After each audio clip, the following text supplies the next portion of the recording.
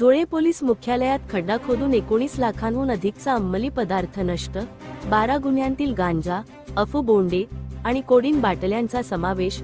सर्वोच्च न्यायालयाच्या निर्देशानुसार कारवाई.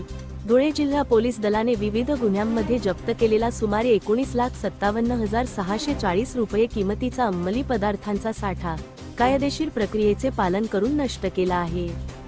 पोलीस अधीक्षक श्रीकांत धिवरे यांच्या अध्यक्षतेखालील प्रादेशिक अंमली पदार्थ नाश समितीच्या उपस्थितीत पोलीस मुख्यालय परिसरातील मोकळ्या जागेत मोठा खड्डा खोदून हा सर्व मुद्देमाल जागीच नष्ट करण्यात आला.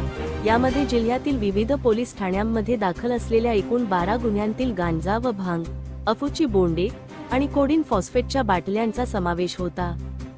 सर्वोच्च न्यायालय आणि केंद्र सरकारच्या मार्गदर्शक सूचनांनुसार ही कारवाई करण्यात आली.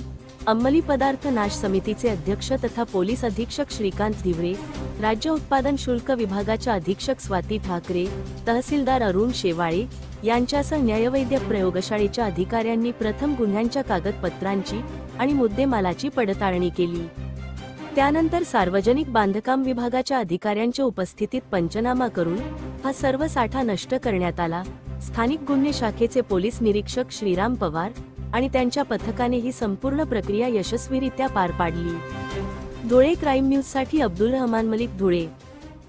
धुळे जिल्हा पोलीस आणि अधीक्षक एक्साईज आणि त्यांची समिती यांच्यामार्फत आज आपण NDPS कायदा अंतर्गत जप्त असलेले गांजा, भांग, कोडीन फॉस्फेट, अफूची बोंडे, डोडे असा जवळजवळ 20 लाखांचा माल आपण पोलीस मुख्यालय येथे सरकारी पंचांच्या आणि सर्व SOP चं पालन करून आज आपण नाश केलेला आहे.